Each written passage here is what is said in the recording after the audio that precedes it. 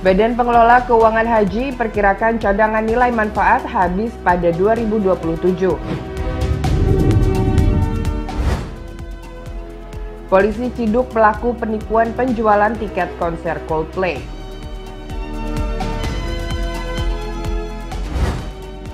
BPBD berikan edukasi pencegahan karhutla bagi pelajar.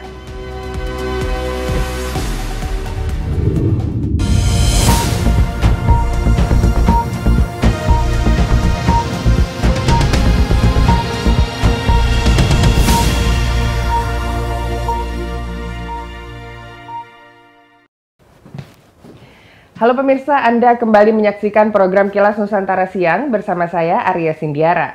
3 berita dari berbagai penjuru Nusantara telah kami siapkan untuk menemani Anda siang hari ini Selasa 23 Mei. Pemirsa, Badan Pengelola Keuangan Haji BPKH memperkirakan bahwa pada 2027 mendatang, cadangan nilai manfaat haji akan habis. Hal itu disampaikan oleh Kepala BPKH Fadlul Imansyah dalam rapat dengar pendapat bersama Komisi 8 DPR terkait perubahan biaya perjalanan ibadah haji atau BPIH.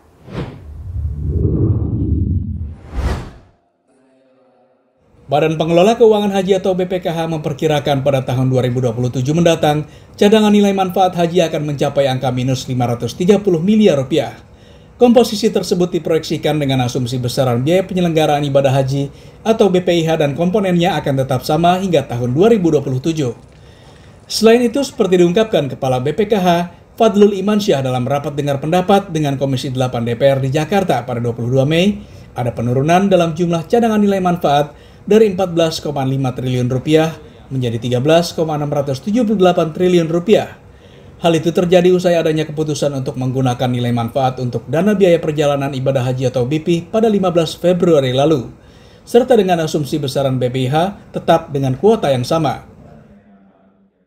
Dengan rasio yang antara nilai manfaat dan BP juga sama, yaitu besaran 51,9 dan 48,10, akan cadangan dari nilai manfaat ini akan habis di 2027. Sebelumnya, Direktur Jenderal Penyelenggaraan Ibadah Haji dan Umroh Kementerian Agama Hilman Latif mengusulkan tambahan BPIH dari sebelumnya 313 miliar rupiah menjadi 288 miliar rupiah untuk kuota tambahan haji 2023, di mana kebutuhan biaya untuk kuota tambahan sebanyak 7.360 jemaah haji reguler akan diambil dari nilai manfaat. Dari Jakarta, Arya Sindiara, Setianka Harfiana, Kantor Berita Antara, mewartakan. Pemirsa, berhati-hatilah jika Anda tertarik untuk membeli tiket konser Coldplay melalui penjual yang tidak resmi. Polda Metro Jaya telah menetapkan 2 tersangka kasus penipuan tiket konser grup band asal Inggris tersebut. Pelaku menawarkan tiket melalui platform media sosial Twitter, namun setelah pembeli mengirimkan uang dengan jumlah yang disepakati, pelaku justru memutus kontak dengan pelanggan. Berikut informasi selengkapnya.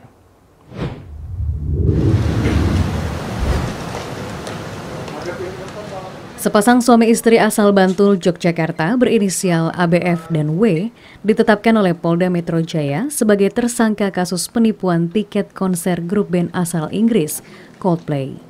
Penetapan tersangka ini diumumkan saat konferensi pers di Polda Metro Jaya, Jakarta pada Senin 22 Mei. Modus penipuan yang dilakukan pelaku adalah dengan menawarkan jasa pembelian tiket konser Coldplay melalui media sosial Twitter. Namun setelah pelanggan mentransfer sejumlah uang, meliputi biaya reservasi Rp50.000 dan biaya tiket, pelaku kemudian memutus kontak dengan korban. Direktur Reserse Kriminal Khusus Polda Metro Jaya, Kombes Pol Aulian Syah Lubis mengatakan, untuk memuluskan kejahatannya pelaku membuat testimoni palsu agar tampak meyakinkan dan transaksi dilakukan dengan nomor rekening orang lain untuk menyembunyikan identitas pelaku. Di dalam Twitter ini juga mereka menyampaikan bahwa seolah-olah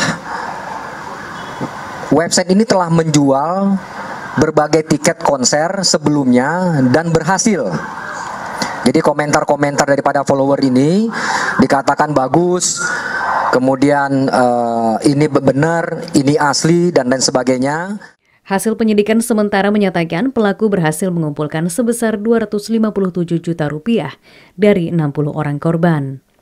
Akibat perbuatannya, pelaku dijerat pasal 28 ayat 1, Jungto pasal 45 ayat 1, UU ITE pasal 372 dan pasal 378 KUHP pasal 3, pasal 4 dan pasal 5 UU TPPU. Kasus penipuan elektronik terkait tiket konser Coldplay terjadi di sejumlah daerah setelah penjualan tiket dibuka pada 17 Mei lalu. Coldplay rencananya akan mengadakan konser di GBK Jakarta pada 15 November. Polda Metro Jaya turut berpesan kepada masyarakat agar dapat berhati-hati saat melakukan transaksi, terutama transaksi elektronik. Dari Jakarta, Gilang Gatut Tetuko, Kantor Berita Antara, mewartakan.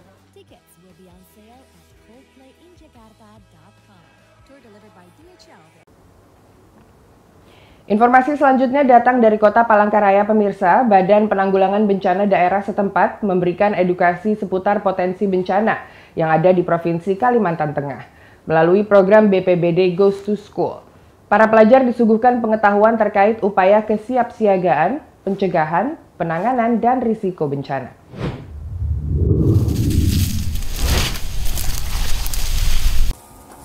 Kebakaran hutan dan lahan serta tanah longsor merupakan bencana yang masih kerap mengancam Kalimantan Tengah. Untuk itu, Badan Penanggulangan Bencana Daerah Kota Palangkaraya terus berupaya menyosialisasikan upaya kesiapsiagaan, pencegahan, penanganan, dan resiko bencana tersebut terhadap berbagai pihak, termasuk kalangan pelajar. Seperti yang dilakukan di SMP Negeri 1 Palangkaraya pada 22 Mei, melalui kegiatan BPBD Goes to School, di mana petugas menggelar edukasi dini dan sosialisasi pencegahan bencana kepada pelajar, dengan fokus pada pencegahan genangan air dan karhutla. Selain juga memberikan imbauan tentang pentingnya menjaga kesehatan atas pengaruh dan dampak musim kemarau, tentunya dengan bahasa yang mudah dimengerti remaja, di mana untuk memotivasi peserta yang hadir, setiap pelajar yang bertanya akan mendapatkan bingkisan dari BPBD Palangkaraya. Ada untuk menginformasikan ke tiap kelas, jadi nanti semua siswa tahu dan bisa menanggulanginya juga. Harapannya semoga yang sebelumnya seperti terjadi bencana di mana itu bisa ditanggulangi lagi. Anak-anak SMP adalah anak-anak yang penuh dengan aktivitas dan mereka perlu diberikan edukasi dan sosialisasi apa yang terjadi pada saat ini dan bencana yang kita sampaikan agar mereka menyebarluaskan kepada teman-teman. Melalui kegiatan tersebut, para pelajar diharapkan dapat menyosialisasikannya kembali kepada pihak lain. Dengan aktivitas dan pertemanan yang luas, mereka dinilai mampu menginformasikannya baik kepada teman-teman maupun keluarga tentang cuaca panas ekstrim. Kegiatan BPBD Goes to School sebelumnya telah digelar di beberapa sekolah, di antaranya di SMP Muhammadiyah dan SMP N4 Kelampangan. Dari Palangkaraya, Kalimantan Tengah, Redianto Tumon, Kantor Berita Antara mewartakan. Pemirsa, demikian 3 informasi pilihan yang telah kami siapkan untuk Anda siang ini. Saya akan kembali menjumpai Anda dalam Kilas Nusantara Malam pukul 20 waktu Indonesia Barat. Dapatkan juga informasi terbaru dan menarik lainnya melalui laman antaranews.com, YouTube Antara TV Indonesia, serta kanal 124 IndiHome dan UCTV kami. Terima kasih dan selamat melanjutkan aktivitas Anda.